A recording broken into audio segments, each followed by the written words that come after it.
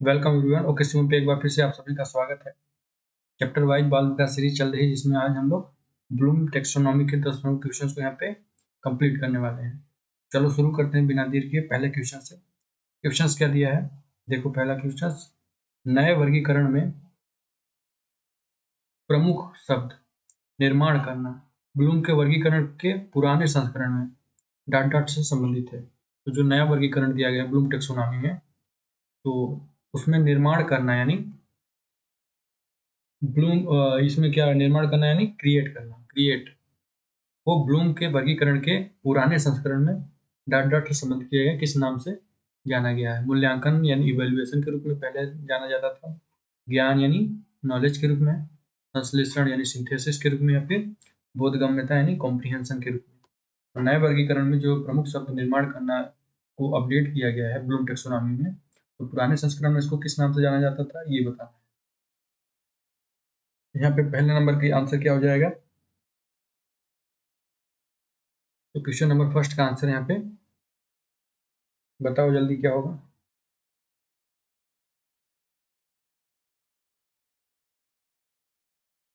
यहाँ पे पहले का आंसर हो जाएगा संश्लेषण यानी सिंथेसिस। ठीक है, तो यानी जो नए वर्गीकरण में प्रमुख शब्द क्रिएट यानी निर्माण करना ब्लूम के वर्गीकरण के पुराने संस्करण में संश्लेषण से संबंधित होता है। पहले का आंसर सी नंबर। ठीक है, क्वेश्चन नंबर सेकंड, ब्लूम के वर्गीकरण के नए संशोधन में शामिल है। जो ब्लूम टेक्सोनॉमी है, तो उनके नए वर्गीकरण के नए संशोधन में क्या शामिल होता है।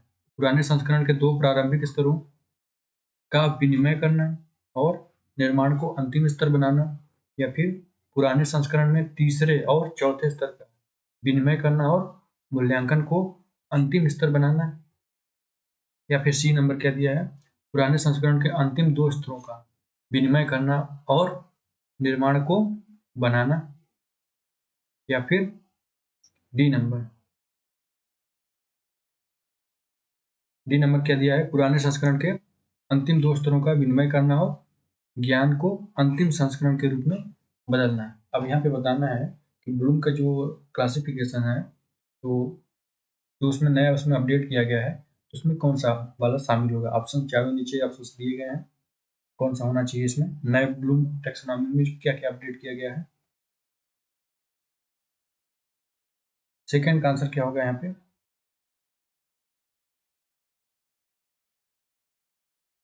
क्वेश्चन नंबर सेकेंड का आंसर सी नंबर, यानी पुराने संस्करण के अंतिम 2 स्तरों का विनिमय करना और निर्माण को अंतिम संस्करण के रूप में बनाना। ठीक है, निर्माण को अंतिम संस्करण के रूप में बनाना के रूप में शामिल किया गया है। स्वैपिंग हम last 2 levels of older version and making created the final version। देखो जो पुराना वर्गीकरण को सन 1965 में 1956 में, यहाँ पे 1956 में विकसित किया गया था, और फिर बाद में उसको अपडेट कब किया गया था, सन 2001 में। ठीक है, सन 2001 में ब्लूम के वर्गीकरण को संशोधित संस्करण बनाया गया। यहाँ जो पुराना संस्करण के अंतिम 2 चरणों का विनिमय किया गया और निर्माण को अंतिम प्राप्त चरण के रूप में बनाया गया। जो निर्माण है सबसे लास्ट में उसको रखा गया है, और पुरानी वर्गीकरण के पहले चरण में ज्ञान को संशोधित संस्करण को याद करने में से प्रतिस्थापित किया गया। जो पहले पुराने संस्करण में ज्ञान रखा गया था, नॉलेज को, अब उसको रिमेंबर के रूप में संश्लेषण प्रतिस्थापित कर दिया गया है। यानी जो ब्लूम का टेक्सोनॉमी का यहाँ पे नए संशोधन के रूप में शामिल करने के लिए देखा जाएगा, तो सी नंबर हो जाएगा। पुराने संस्करण के अंतिम 2 स्तरों का विनिमय करना और निर्माण को अंतिम संस्करण के रूप में शामिल करना, यहाँ पे अंतिम संस्करण के रूप में शामिल करना। ठीक है, ये लिखा है, इसको देख लेंगे। तो सेकेंड का आंसर सी नंबर हो जाएगा। ब्लूम टेक्सोनॉमी का एक क्वेश्चन चल रहा है, 10 प्रमुख क्वेश्चन यहाँ पे कंप्लीट करेंगे उससे प्रमुख क्वेश्चंस को। क्वेश्चन नंबर थर्ड, शिक्षण उद्देश्यों का वर्गीकरण किसने किया है। शिक्षण उद्देश्यों का वर्गीकरण किसने किया है। ठीक है, who has given taxonomy of teaching objectives। Teaching objective taxonomy को किसने दिया है, Robert Miller N.E. ग्राउंडलैंड, B.S. Bloom, Herbert Spencer. 4 का आंसर यहाँ पे क्या होना चाहिए?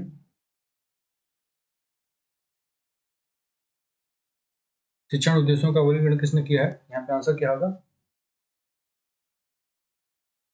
तो इसका आंसर हो जाएगा, चूंकि B.S. ब्लूम का टॉपिक चल रहा है तो उन्हीं से रिलेटेड क्वेश्चन होंगे, यानी B.S. ब्लूम। तो जो ये टिक्का लगा रहे होंगे तो ये अच्छी बात नहीं है, बल्कि हमको क्वेश्चन पढ़ को करना चाहिए। शिक्षण उद्देश्यों का वर्गीकरण यानी ब्लूम टेक्सोनॉमी का, टेक्सोनॉमी ऑफ टीचिंग ऑब्जेक्टिव का प्रयोग किसने किया था या दिया था? B.S. ब्लूम महोदय ने।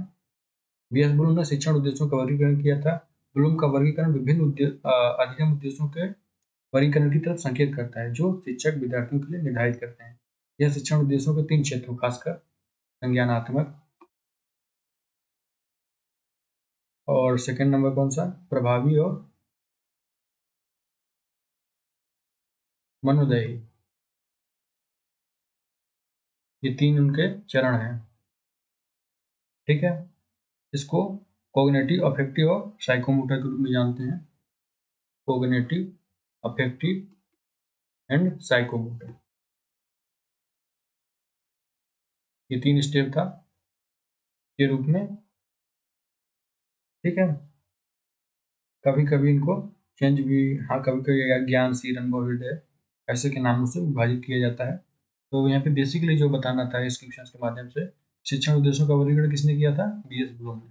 ठीक है, कितने प्रकार होते हैं, कब दिया था, ये सब कमेंट बॉक्स में बताना है आप लोगों को।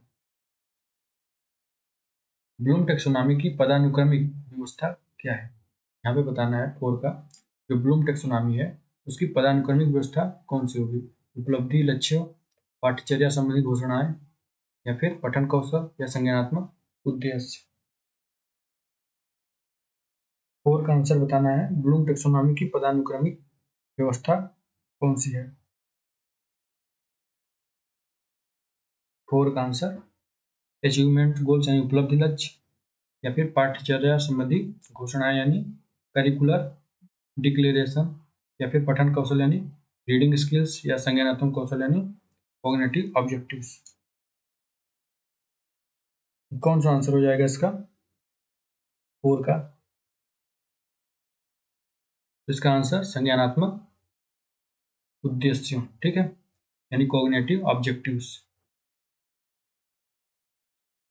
क्वेश्चन नंबर 5, संशोधित पुराने वर्गीकरण का आधार क्या है? जो पुराने वर्गीकरण को किस प्रकार से, किस बेस पे किया गया था? Which is the basis of revised old taxonomy.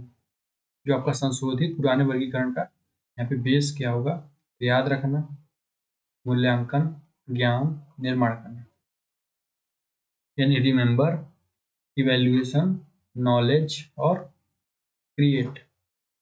संशोधित पुराने वर्गीकरण का आधार यहाँ पे कौन सा होगा?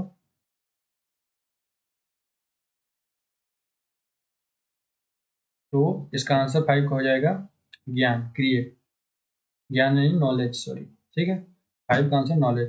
संशोधित वर्गीकरण में ज्ञान 6 संज्ञानात्मक प्रक्रियाओं का आधार था, जिसमें याद रखना, समझना, लागू करना, विश्लेषण करना, मूल्यांकन करना, निर्माण करना, ये सब उनके 6 प्रकार थे। ठीक है,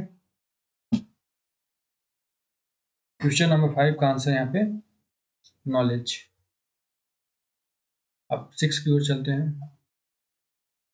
कार्यकारी शब्द अंतर्विरोध, प्रयोग, ब्लूम के वर्गीकरण के ढांचे के किस चरण को संदर्भित करते हैं? जो कार्यकारी शब्द हैं यानी एग्जीक्यूटिव वर्ड्स, अंतर, विरोध, प्रयोग, तो ब्लूम के वर्गीकरण ढांचे के किस चरण को संदर्भित करते हैं? तो यहाँ पे अप्लाई यानी लागू करने के रूप में, विश्लेषण यानी एनालिसिस के रूप में, मूल्यांकन यानी इवेल्युएट के रूप में, या फिर निर्माण करने के रूप में, क्रिएट। 6 का आंसर यहाँ पे क्या हो जाएगा? कार्यकारी शब्द अंतर्विरोध और प्रयोग ब्लूम के वर्गीकरण के ढांचे के किस चरण को संदर्भित करते हैं? 6 का आंसर यहाँ पे क्या हो जाएगा? तो इसका आंसर बी, विश्लेषण। ठीक है, एनालिसिस। क्वेश्चन नंबर 7, आसान क्वेश्चन हैं। 7 देखो, किसी मानक के प्रति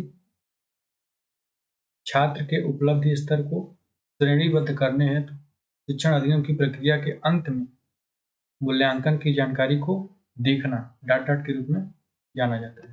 किसी मानक के प्रति छात्र के उपलब्धि स्तर को श्रेणीबद्ध करने हेतु शिक्षण अधिगम की प्रक्रिया के अंत में मूल्यांकन की जानकारी को देखना किस रूप में जाना जाता है? अधिगम का आकलन के रूप में, अधिगम के लिए आकलन के रूप में, सारांशित आकलन के रूप में, या फिर इनमें से कोई नहीं। यहाँ पे 7 का आंसर क्या हो जाएगा?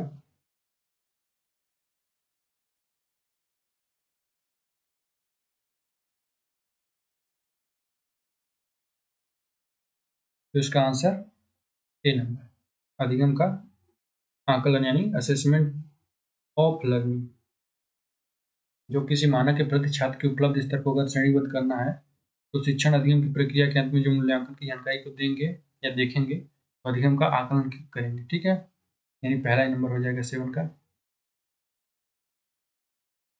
क्वेश्चन नंबर 8, ब्लूम के वर्गीकरण का उपयोग करने वाले शिक्षक का मुख्य लक्ष्य होता है। अगर ब्लूम का जो क्लासिफिकेशन अगर करने वाले जो टीचर्स होते हैं उसका उपयोग कर रहे हैं तो उनका मुख्य लक्ष्य, मेन ऑब्जेक्टिव क्या होता है?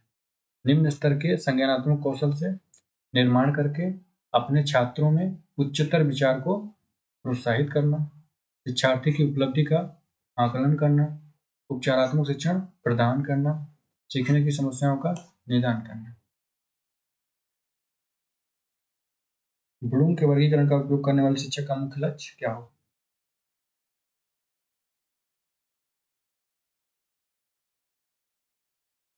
एट का आंसर बताना है। यहाँ पे क्या हो जाएगा? ए नंबर, निम्न स्तर के संज्ञानात्मक कौशल से निर्माण करके अपने छात्रों में उच्चतर विचार को प्रोत्साहित करना।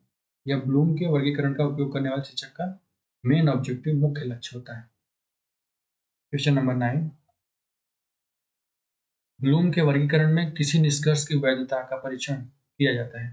तो जो ब्लूम टेक्सोनॉमी होती है, ब्लूम का वर्गीकरण होता है, में किसी निष्कर्ष की वैधता का परीक्षण किया जाता है। तो निर्माण का, भावनाओं का, मूल्यांकन का, मापदंड का।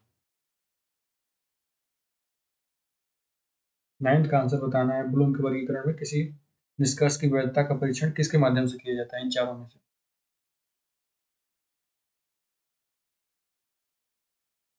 तो आंसर क्या हो जाएगा 9 का? मूल्यांकन, इवैल्यूएशन। ठीक है,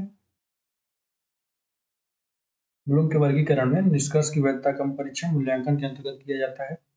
ब्लूम के वर्गीकरण को शैक्षिक सीखने के उद्देश्यों को जटिलता और विशिष्टता के स्तरों में वर्गीकृत करने के लिए उपयोग किया जाता है। 9 का आंसर सी। क्वेश्चन नंबर 10, निम्नलिखित में से कौन सा क्षेत्र ब्लूम के संशोधित वर्गीकरण में सबसे उच्च स्तर पर स्थित है?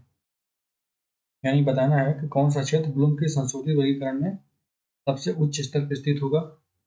तो बोध, स्मरण, रचना, गणना, इनमें से कौन सा होगा? यानी बोध यानी अंडरस्टैंडिंग,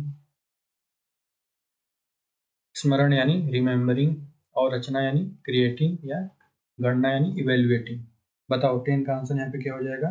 जो वर्गीकरण में सबसे उच्च स्तर पे स्थित हो, top of level, highest level जिसे बोल देंगे। 10th का आंसर रचना यानी क्रिएटिव। ब्लूम के वर्गीकरण में डोमेन बनाना उच्चतम स्तर। ठीक है, उपयोगकर्ताओं को नए तरीके से भागों को एक साथ रखने की आवश्यकता होती है या कुछ नए और अलग भागों में संश्लेषित करते हैं और इस प्रकार एक नया रूप का उत्पाद बनाते हैं। ठीक है, इस तरह से क्रिएटिंग वहाँ पे सबसे हाईएस्ट लेवल होगा, टॉप ऑफ लेवल। 10th का सी। तो ये आपका ब्लूम टेक्सोनॉमी के 10 क्वेश्चन यहाँ पे कंप्लीट हुए।